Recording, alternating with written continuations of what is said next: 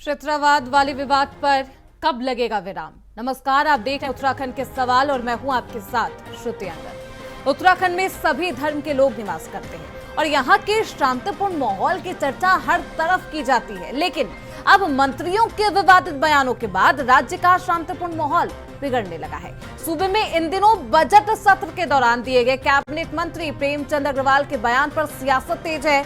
अगर विपक्षी पार्टी इस मुद्दे को भूल भी जाए तो सत्ता पक्ष के मंत्री या फिर विधायक ही फिर से इस मुद्दे को हवा देने का काम करने लगे हैं, जिससे सियासत और गरमाने लगी है। अब कैबिनेट मंत्री प्रेमचंद अग्रवाल के बाद कैबिनेट मंत्री सुबोध उनियाल का बयान भी आग में घी डालने जैसा काम कर रहा है।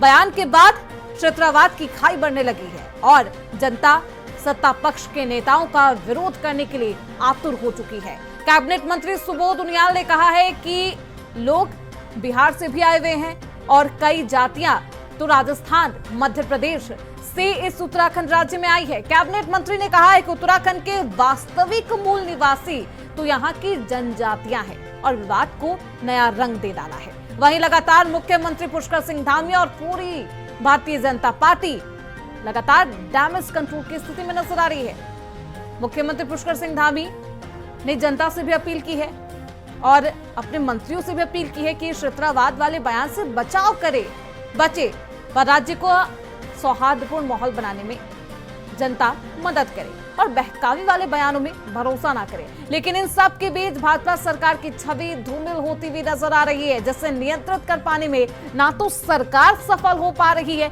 और ना ही पार्टी का संगठन कोई ठोस कदम उठा रहा है। और इन सब के बीच जो सुबोध उनियाल ने कहा है, अब उस बयान ने एक बार फिर से सियासत का तापमान भी बढ़ाया है, क्योंकि सदन में जो कुछ कहा गया उसे एक बार फिर से दोहराते हुए नजर आए, वो भी एक अलग तरीके से, अनोखे रंग से। इसी पर आज चर्चा करेंगे, लेकिन उससे पहले क्या कुछ कहा जा रहा है सुबोध उनियाल के उस बयान पर, वो सुनिए। ये तो उचित नहीं है।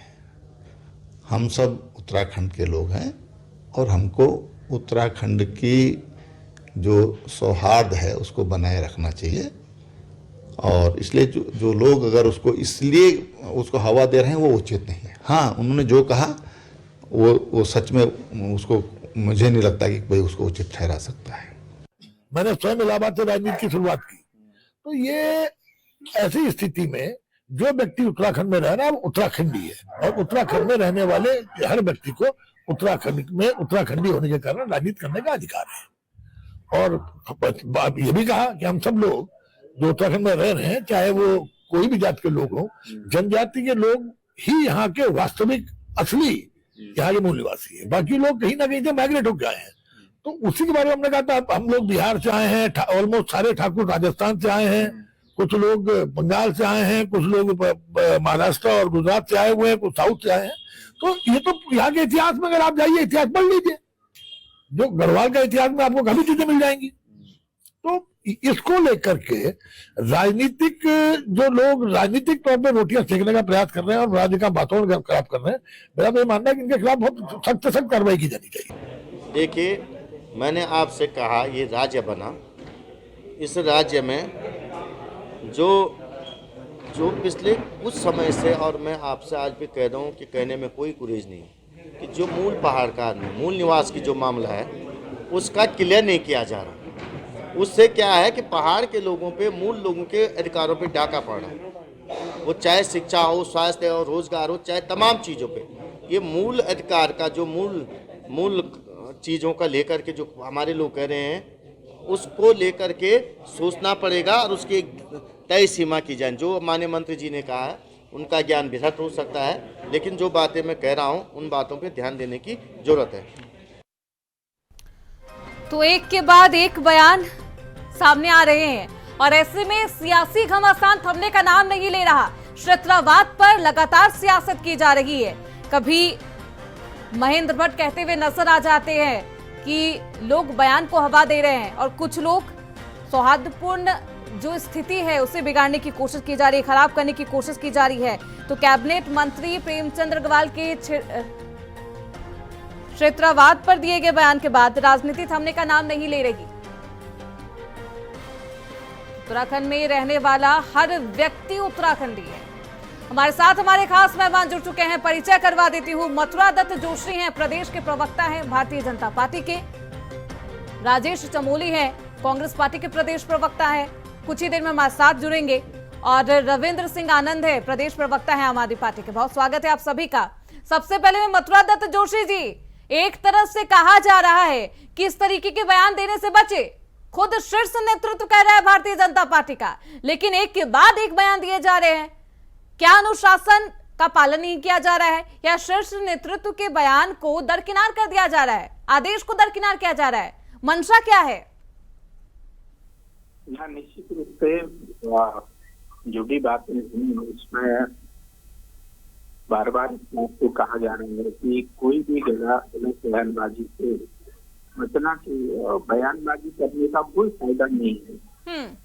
कि उत्तराखंड में कई और मुद्दे भी हैं जिस पर चर्चा हो सकती है, बातचीत हो सकती है। कई और समस्याएं भी हैं जिसके संबंध में हम विचार विमर्श कर सकते हैं, उसके संविधान की दिशा में आगे बढ़ सकते हैं। लेकिन मैं समझता हूँ कि इस तरह की बयानबाजी से निश्चित रूप से राज्य का नुकसान होता है, राज्य को नुकसान हो भी रहा है। और हम सबको बहुत सोच समझ के बोलना चाहिए। और जब पदों पर बैठे हुए व्यक्ति हों, महत्वपूर्ण पदों पर बैठे हुए व्यक्ति हों, तो कम से कम उनको इस तरह की बयानबाजी नहीं करनी चाहिए। उससे पार्टी नेतृत्व की असहज होती है और प्रदेश के विकास भी अवरुद्ध होता है। मैं समझता हूँ इस तरह की बातें, देखिए इस देश में हमारे सामने कई और बातें भी है। मैं तो आप लोगों से भी निवेदन करूंगा कि इस विषय को छोड़कर अन्य बातों पर भी डिबेट हो सकती है। अन्य बातों में बिल्कुल, ये बेहद संवेदनशील मुद्दा है। मथुरा दत्त जोशी जी, आप अपने फोन को नजदीक कर लीजिए सो दैट आपकी आवाज और भी स्पष्ट आ सके। रविंद्र सिंह आनंद जी, लगातार भारतीय जनता पार्टी और तमाम जो विधायक है, नेता है, ये अपील करते हुए नजर आ रहे हैं, जनता से भी अपील की जा रही है इस मुद्दे को छोड़कर आप और भी तमाम मुद्दे हैं उनको उठाइए जो जनता के हित में हो। जी देखिए, इसकी शुरुआत किसने की? सवाल तो ये उठता है कि शुरुआत किसने की? शुरुआत तो भारतीय जनता पार्टी के ही मंत्री ने की और उस पर घी डालने का काम उनके प्रदेश अध्यक्ष ने किया, जिन्होंने कहा कि सोशल मीडिया पर यदि ऐसी कुछ चीज लिखी जाती है या डाली जाती है, उनके खिलाफ कानूनी कार्रवाई की जानी चाहिए। उन्होंने कहा मैं मुख्यमंत्री जी से निवेदन भी करूंगा कि सख्त कार्रवाई होनी चाहिए। मैंने उस दिन भी कहा कि देखिए, भारतीय जनता पार्टी अब पूरे इस जाल में फंसती दिखाई दे रही है। जो जाल उसने बिछाया था जिसमें और लोग फंसते, उसमें भारतीय जनता पार्टी खुद ही फंसती हुई दिखाई देती है मुझे। और मुझे ऐसा भी प्रतीत होता है कि इसमें बड़ा नुकसान होगा। लेकिन इस जो जाल बिछाया गया है रविंद्र सिंह जी, उसमें सबसे ज्यादा आघात किसी को पहुंच रहा होगा तो आम जनता है, उत्तराखंड की जनता है जिसको बांटा जा रहा है। आम जनता को आघात तो पहुंच रहा है, लेकिन आम जनता का भी तो कुछ कर्तव्य है। आम जनता का भी तो कर्तव्य ही है कि ऐसे नेताओं को उखाड़ फेंके जब चुनाव आए। सवाल तो ये उठता है ना मैडम कि आम जनता को भी तो अपना काम करना चाहिए। यानी कि बयान पर ज्यादा ध्यान नहीं दे रही जनता, जनता ये देख रही है कि काम क्या किया जा रहा है। ऐसे में देखिए, मैं ये कह रहा हूँ कि जब चुनाव आते हैं तो जनता जो है वो ये देखने का कार्य करती है कि सिंबल कौन सा है, बजाय ये कि ये देखे कि आदमी कौन है, कौन आदमी अच्छा है, किसका आचरण अच्छा है, किसका चरित्र अच्छा है। देखो, जब तक हम एक अच्छे उत्तराखंड का, एक अच्छे नवनिर्माण की कल्पना नहीं कर पाएंगे, जब तक हम एक अच्छे व्यक्तियों को चुन करके, पढ़े लिखे व्यक्तियों को चुन करके, काबिल लोगों को चुन करके विधानसभा पहुंचाने का कार्य नहीं करेंगे, जब तक हम सिंबलबाजी में फंसे रहेंगे, जब तक हम लहर में फंसे रहेंगे, जब तक हम केंद्र के नेताओं का चेहरा देखते रहेंगे कि मोदी जी हैं, ये अमित शाह जी हैं, हाँ मैं इनको पसंद करता हूं, मैं इस वजह से इस विधायक को जिता रहा हूं, तो यही होगा जो हुआ है और यही होना भी चाहिए। बिल्कुल होना चाहिए जनता के साथ। मथुरा दत्त जोशी जी, चुना तो उन्होंने केंद्रीय नेतृत्व के आधार पर जनता से वोट ले लिया जाता है और फिर इस तरीके की बयानबाजी की जाती है जो जनता की भावनाओं पर ही आघात पहुंचाने का काम करता है। बिल्कुल मथुरा दत्त जोशी जी। देखिए तुलसी जी, जैसा मैंने पहले भी कहा कि बड़े पदों पर बैठे हुए व्यक्तियों को बहुत सोच समझ कर ही कोई बात बोलनी चाहिए। ये हमारा प्रदेश बहुत संवेदनशील प्रदेश है, युवा प्रदेश है। हम 25 साल में प्रवेश कर रहे हैं। तमाम चीजें हमारे यहाँ पर हैं, तमाम समस्याएं हैं, उस पर भी चर्चा हो सकती है, उसी बात हो सकती है। मैं तो बार बार आप लोगों से भी निवेदन करूंगा कि ये मुद्दे चर्चा, जब हम समझ रहे हैं कि समाज में इन बातों से बेनिष्ठा फैल रही है, समाज में नुकसान हो रहा है, उनका विकास अवरुद्ध हो रहा, तो हमको इन बातों की चर्चाओं से नहीं बचना चाहिए। हमें अन्य मुद्दों में भी चर्चा करनी है। जैसे मैंने कहा कि बेरोजगारी है, पलायन है, अभी हमारे पास कानून वाला मुद्दा आया है, उसमें भी चर्चा हो सकती थी। हमारे पास यूसीसी का मुद्दा है, उसमें हम चर्चा कर सकते थे। लेकिन इन मुद्दों में मैं समझता हूँ हम खुद ही उलझ जा रहे हैं, राज्य उलझ जा रहा है। इन्हीं की बात में कौन उत्तराखंडी है, कौन उलझाने का काम कर रहा है? ये बयान किसने दिया जोशी जी? देखिए, ये तो बहुत लंबी बहस चल जाएगी अगर हम ये सोचे कि कौन बयान देने वाले हैं। सांसे के ताली इंसाफ से कभी नहीं बचती है। अभी रविंद्र सिंह जी कह रहे थे ये बयान तो भारतीय जनता पार्टी के नेता ने दिया है, रविंद्र आनंद जी ने अच्छी बात उठाई, लेकिन आधी अधूरी बात उठा दी। बात की जड़ में कौन है उस तरफ भी हमको जाना पड़ेगा। विधानसभा का पूरा प्रकरण हमको देखना पड़ेगा कि कहाँ से बात उठी, कहाँ गई, कहाँ घूमी, किस पे पड़ी, किसके सिर पे पड़ गई। ये सब चीजें देखिए, अब मैं समझता हूँ उत्तराखंड में इन सब बातों में चर्चा नहीं होनी चाहिए। चर्चा के लिए बहुत मुद्दे हैं यहाँ पर। अगर राजेश मोदी जी एक बयान को ही अपना हथियार बना लिया है, विपक्ष उसी पर निशाना साध रहा है। तमाम मुद्दे हैं उत्तराखंड के, उस पर फोकस क्यों हट गया है विपक्षी पार्टियों का? विपक्ष का मजबूत होना और जनता के हित में बात करना, इसलिए विपक्ष बनता है। लेकिन विपक्ष सिर्फ एक बयान को टारगेट कर रहा है लगातार, उसी को मुद्दा बना लिया अपना।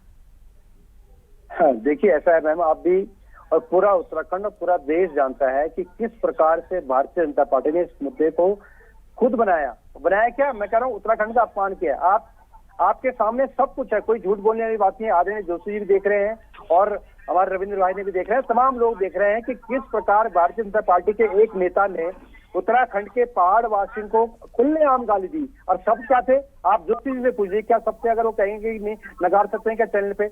मंत्री ने स्वयं खुल के एक पहाड़ जो जिस राज्य की मतलब मूल भावना ही पहाड़ पे है, जो नाम ही उत्तरांचल नाम से उत्तराखंड से बना है, उसकी हमारी मूल भावना पहाड़ियत है, उत्तराखंडियत है। और एक बड़े वर्ग तबके को जो पूरा 11 जिले जिसके पर्वतीय हैं, उसके जिलों के लोगों को इस प्रकार के अब सब कहना राज्य के कैबिनेट मंत्री का, और उसके ऊपर जिस प्रकार की विधानसभा अध्यक्ष ने बर्ताव किया, मुख्यमंत्री ने बर्ताव किया, और अब जाके जो बीजेपी के जो कैबिनेट मंत्री हैं सुबोध उनियाल जी कह रहे हैं कि कौन कहां से आया।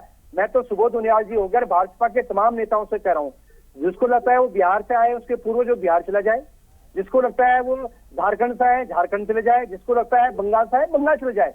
लेकिन हम उत्तराखंड के लोगों को उत्तराखंड में शांति से रहने दें। और इस प्रकार का जो माहौल आप पूरे राज्य में कर रहे हैं, आपने शुरुआत आपने की है, आपके नेता शुरुआत से ही पहले तो जाति धर्म पे लड़वा रहे थे लोगों को, उसके बाद आप पहाड़ और मैदानी पे आ गए। अरे हमने तो शुरू से कहा है कि हमारे तमाम नेताओं के आप बयान देख लीजिए, सबने यही कहा है कि हम इस बात के शब्दों के जो माननीय मंत्री जी कैबिनेट मंत्री ने अब सब उत्तराखंड वासियों के लिए, पहाड़ वासियों के लिए जो गाली दी है, हम उसके खिलाफ है। और उसके समर्थन में जिस प्रकार रितु खंडूड़ी है, राज्य के मुख्यमंत्री हैं, और वर्तमान में जो ऊपर से एक तो नीम ऊपर से करेला जो मतलब जो वर्तमान के जो मंत्री है इन्होंने चढ़ाया है, तो मुझे लगता है बीजेपी को पूर्ण रूप से तमाम नेताओं को, महेंद्र भट्ट जी को, इवन प्रधानमंत्री को माफी मांगनी चाहिए उत्तराखंड के उन तमाम वासियों से। माफी तो मांग ली गई है, खेद तो प्रकट कर दिया गया है, बात अब रफा दफा होनी चाहिए। बेहद संवेदनशील मामला है, मुझे लगता है आप बहुत शिक्षित और बहुत सभ्य इंसान है, आपको भी पता होगा राजेश चमोली जी, जहाँ घाव है आप वहीं पर बार बार छुएंगे, बार बार प्रहार करेंगे तो और ज्यादा घातक हो जाएगा किसी भी इंसान। श्रुति जी देखिए मुद्दा कैसे बना।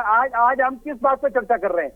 आज हम इस बात पर चर्चा कर रहे हैं कि राज्य के दूसरे कैबिनेट मंत्री ने फिर वही बात कही है जो बात शांत होने लायक थी।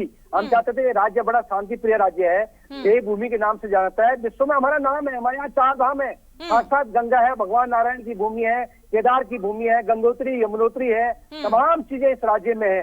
लेकिन जिस प्रकार भारतीय जनता पार्टी ने ये राज्य के जो माहौल को आपने देखा होगा, पहले धर्म के नाम पर लड़ा रहे थे, या फिर मतलब फिर जातियों के नाम पे इन्होंने लड़ाया। अब ये मैदानी पहाड़ी कर रहे हैं। क्यों क्यों क्यों कहा, ये बात है, सुब्रत उनियाल जी ने क्यों कहा कि हम कोई कहां से आया? अरे भैया, अगर उनको लगता है अगर बंगाल से आए तो मैं कह रहा हूँ सुब्रत उनियाल जी इस्तीफा दीजिए, बंगाल में चली जाइए चुनाव लड़ने के लिए। जोशी जी, लोगों को इस प्रकार की जो गालियां एक बार गलती होती है, दोबारा फिर आपके ही मंत्री उसी बात को दोहराते हैं, तो उसे क्या कहा जाए और क्या करने की कोशिश की जा रही है? देखिए कोई मंत्री किसी बात को नहीं दे रहा है। जैसा आपने स्वयं कहा कि विधानसभा वाले प्रकरण के मामले में स्वयं संसदीय कार्य मंत्री जी ने खेद व्यक्त किया। नहीं सर, और माफी में जमीन आसमान का फर्क है। खेद प्रकट करता हूँ, क्या हुआ खेद प्रकट करता हूँ? एक राज्य के बड़े वर्ग को जो राज्य जिन लोगों ने। अच्छा, एक मिनट राजेश चमोली जी, एक मिनट रुक जाइए राजेश जी, मैं आऊंगी फिर आपके पास आऊंगी। पहले जोशी जी को अपनी बात कंप्लीट कर लेने दीजिए। आपने भी कहा खेद प्रकट करना क्या होता है? खेद ही प्रकट किया, उन्होंने दुख व्यक्त किया है, उन्होंने साफ तौर पर कहा कि विपक्ष के द्वारा गलत तरीके से उसे प्रस्तुत किया गया। ठीक है, मैंने उनकी स्टेटमेंट को कोट कर दिया है राजेश जी आपके लिए, आप सुन लीजिए जोशी जी को, फिर आगे बढ़ेगी डिबेट। हाँ नहीं जोशी जी बोलिए। हाँ सर, मैं बोलूंगा पहाड़ की पीड़ा है, आपको किस बात की पीड़ा है? आपके नेताओं ने आगे बयान दिया और चले गए। अरे कुछ नहीं सर, आपके तमाम नेता राजनीति धर्म के नाम पे, जातिवाद के नाम पे और पहाड़ और मैदानी के नाम पे आपके नेता यहाँ राजनीति कर रहे हैं। आप अगर आपको पीड़ा है तो माफी मांगिए। आप माफी मांगिए जोशी जी कि आपके नेता ने इस प्रकार से अभद्र भाषा हमारे पहाड़ के लोगों को नहीं कहा। अगर आप पहाड़ी अपने आप को मानते, आप माफी मांगिए कहने पे कि मेरे मंत्री ने गलती की है और माफी मांगता हूँ। अपने मुख्यमंत्री से अब माफी मंगाइए, आप अपने कैबिनेट मंत्री से माफी मंगाइए, अपने प्रदेश अध्यक्ष से माफी मंगाइए, तब हम मानेंगे कि आपने माफी मांगी है। आप पूरे उत्तराखंड के लोगों को गाली देते हैं।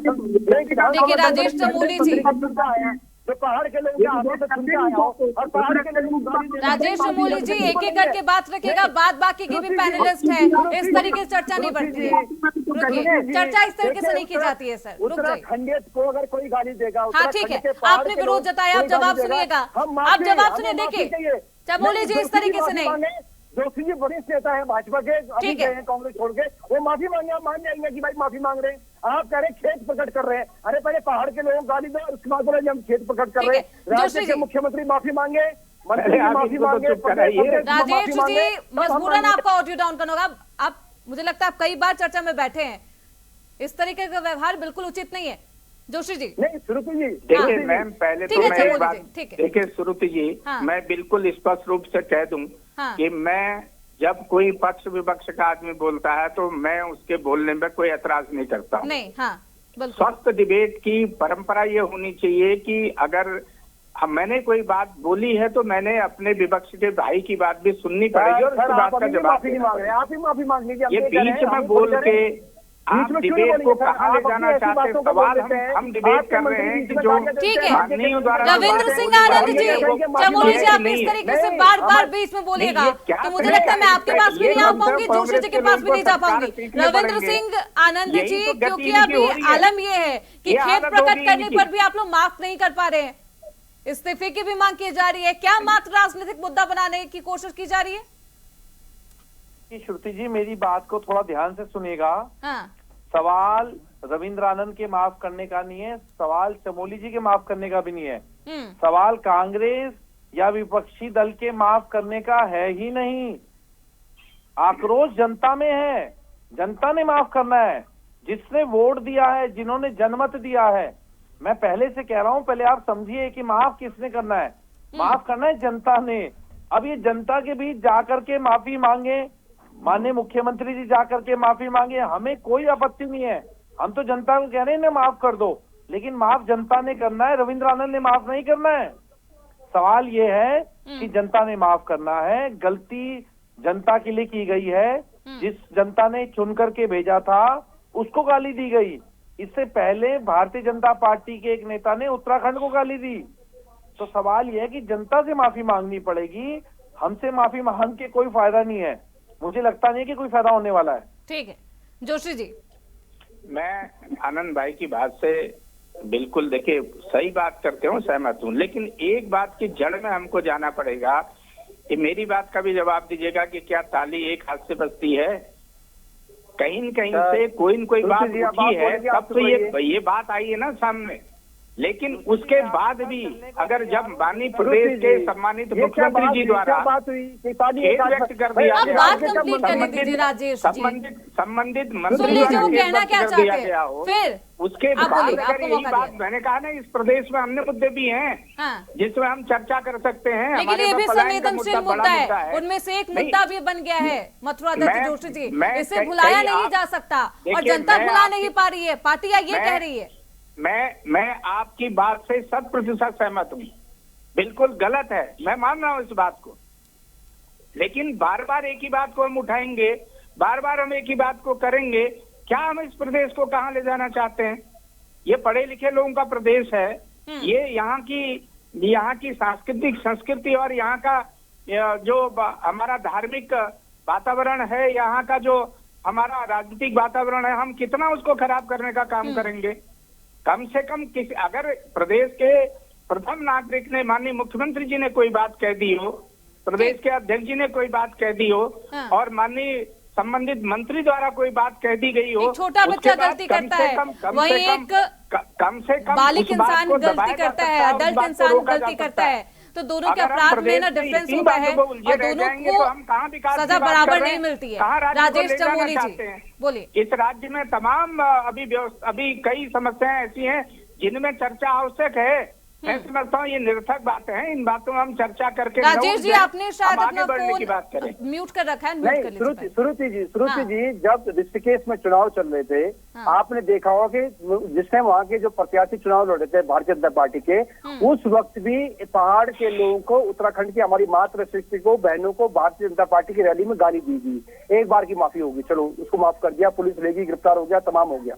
उसके बाद राज्य का एक मंत्री जो अपने आप को बहुत बड़ा मतलब राज्य का मंत्री समझता है और वो सदन के अंदर राज्य के पहाड़ के लोगों को अपशब्द कहता है, और उसके बाद मैं कहता रहा हूँ गलती दूसरी बार होगी, उसको माफ किया जाए। और उसके बाद बीजेपी के प्रदेश अध्यक्ष धमकाते हैं कि जो सोशल मीडिया पर लिखेगा, जो ये करेगा, वो करेगा, उसके खिलाफ कार्रवाई की जाएगी, उसको भी माफ कर दें। राज्य के मुख्यमंत्री कहेंगे कि कोई बात नहीं, मंत्री को भी माफ कर दें। उसके बाद इनकी विधानसभा अध्यक्ष खुलेआम बदतमीजी करे, उसको भी माफ कर दे। उसके बाद सुबह दुनिया जी कहेगी जी कोई ये बंगाल से आ रखे, बिहार से आ रखे, आप सबको माफ कर देंगे हम। मैंने बता दिया, जनता दौड़ा दौड़ा के मारेगी, दौड़ा दौड़ा के। इस राज्य के लोग जनता के हाथों में बागडोर है। चलिए चुनाव होगा, जनता क्या डिसाइड करेगी, पहाड़ के लोगों को ये तो वक्त बताएगा। लेकिन हर बार ठीक है, रविंद्र सिंह आनंद जी, हमको 27 तक करना चाहिए। हाँ ठीक है, 27 का चुनाव होगा, वक्त बताएगा, सब कुछ डिसाइड करेगा, सब कुछ वक्त के हाथों में। रविंद्र सिंह आनंद जी की एक बात भी मुझे बहुत अच्छी लगी कि जनता माफ करती है या फिर नहीं, ये देखना बेहद दिलचस्प होगा। तो जब 27 का चुनाव होगा रविंद्र सिंह जी, तो दूध का दूध पानी का पानी हो जाएगा, दिख जाएगा कि जनता ने माफ किया या फिर नहीं, जिस तरीके से दिल्ली में हुआ। बिल्कुल, देखिए श्रुति जी, देखिए जनता जनार्दन है और जनमत जो है वो जनमत तय करता है कि किसने क्या कहा, क्या किया। लेकिन मैं फिर जनता से निवेदन कर रहा हूं कि केंद्रीय नेतृत्व को देख करके इस बार वोट ना करे, इस बार उत्तराखंड के चेहरों को देखे। और रही सवाल जोशी जी के बात की, तो आज ही इनके कैबिनेट मंत्री सुबोध उनियाल जी ने कहा है कि ऐसे लोगों पर सख्त कार्रवाई होनी चाहिए जो इसको तूल दे रहे हैं। क्या मेरे कहने पर ये डिबेट रखी गई है? क्या चमोली जी के कहने पर ये डिबेट रखी गई है? माहौल आप लोगों ने बनाया है, माहौल भारतीय जनता पार्टी ने ऐसा बनाया है। 10 सेकंड के अंदर जोशी जी जवाब दीजिए, समय का अभाव है। देखिए श्रुति जी, मैं बार बार इस बात को कह रहा हूं कि इस प्रदेश में इस तरीके का माहौल पैदा करके हम प्रदेश का नुकसान कर रहे हैं। हमारे पास अन्य मुद्दे भी हैं जिसमें हम लोगों की भावनाओं के साथ खेलना, ये अगर यही जनता को याद करना है, हम कर लेंगे। 27 समय का अभाव है, आप सभी का पूरा पक्ष नहीं सुन पाओगे। बहुत शुक्रिया राजेश चमोली जी, मथुरा दत्त जोशी जी और रविंद्र सिंह आनंद जी, आप सभी का इस चर्चा में बने रहने के लिए और अपनी बात रखने के लिए। हालांकि क्षेत्रवाद वाले बयान को लेकर अभी भी सियासी घमासान तेज है, एक के बाद एक कई बयान सामने आ रहे हैं और कांग्रेस पार्टी हो, आम आदमी पार्टी हो, लगातार इसका विरोध कर रही है। अब आखिर ये बयान का घमासान कहां जाकर खत्म होता है, ये देखना बेहद दिलचस्प होगा। इसी के साथ आज की इस चर्चा में बस इतना ही। देखते रहिए इंडिया पोस्ट।